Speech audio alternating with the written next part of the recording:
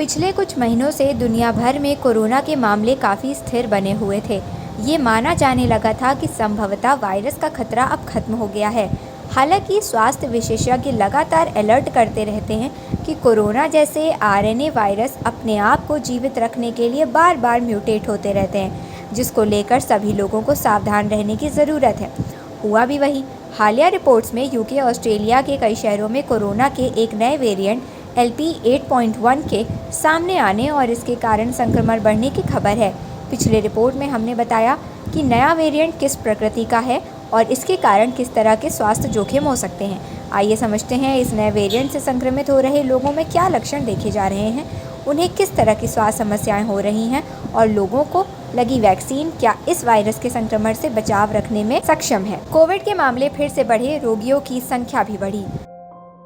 खबरों के मुताबिक ब्रिटेन में पिछले कुछ हफ्तों में न सिर्फ कोविड के मामले फिर से बढ़े हैं, साथ ही अस्पतालों में भर्ती रोगियों की संख्या भी इस साल के उच्चतम स्तर पर पहुंच गई है। आंकड़ों से पता चलता है कि पिछले सप्ताह कोविड के कारण अस्पताल में 1170 मरीज थे, जो कि पिछले सप्ताह की तुलना में 11% अधिक हैं। ये दिसंबर के बाद से दर्ज की गई सबसे अधिक संख्या है।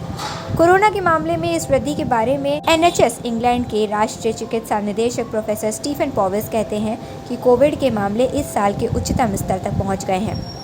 ये खबर ऐसे समय में आई है जब पूरे ब्रिटेन में कोविड स्प्रिंग बूस्टर कार्यक्रम शुरू हो रहा है। ज़्यादातर मामलों के लिए कोविड के नए वेरिएंट LP8.1 को प्रमुख माना जा रहा है। ये ज़्यादातर खतरनाक नहीं है, तो इसके कारण गंभीर रोग क्यों हो रहा है, जिससे लोगों को अस्पताल में भर्ती होने की ज़रूरत पड़ रही है। क्या कहता है WHO? विश्व स्वास्थ्य संगठन ने जनवरी में LP8.1 की वैश्विक स्तर पर महत्वपूर्ण वृद्धि को देखते हुए इसे वेरिएंट अंडर मॉनिटरिंग के रूप में वर्गीकृत किया था। हालांकि वैश्विक स्वास्थ्य एजेंसी ने माना कि ये ज़्यादा खतरनाक या चिंताजनक नहीं है, चूँकि ये ओमिक्रॉन के ही एक वेरिएंट का अपडेट वर्जन है, इसलिए इसके कारण गंभीर स्तर के संक्रमण होने का जोखिम कम है। जब ये वायरस ज़्यादा खतरनाक नहीं पाया गया था, तो फिर इसके कारण संक्रमण के मामले क्यों बढ़ रहे हैं और अस्पताल में भीड़ क्यों बढ़ रही है, ये लोगों के मन में बड़ा प्रश्न है। नए वेरिएंट से संक्रमितों के लक्षण।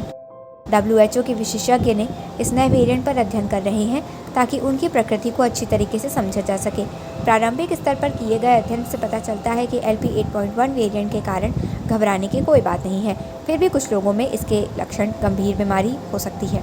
महामारी की शुरुआत के बाद से कोविड के कई अलग अलग वेरिएंट सामने आए हैं। चूँकि ये सभी श्वसन तंत्र को प्रभावित करते हैं, इसलिए सभी के लक्षण समान रहे हैं और सर्दी या फ्लू जैसी दिक्कतें करते हैं। इस नए वेरिएंट के कारण भी संक्रमितों में कई तरह के लक्षण देखे गए हैं। संक्रमितों को तेज़ बुखार, खांसी, सांस फूलने, थकान, शरीर में दर्द या सिर दर्द की समस्या हो रही है। जिनकी प्रतिरोधक क्षमता कमज़ोर है, उनमें संक्रमण के कारण गंभीर लक्षण या अस्पताल में भर्ती होने की ज़रूरत हो सकती है।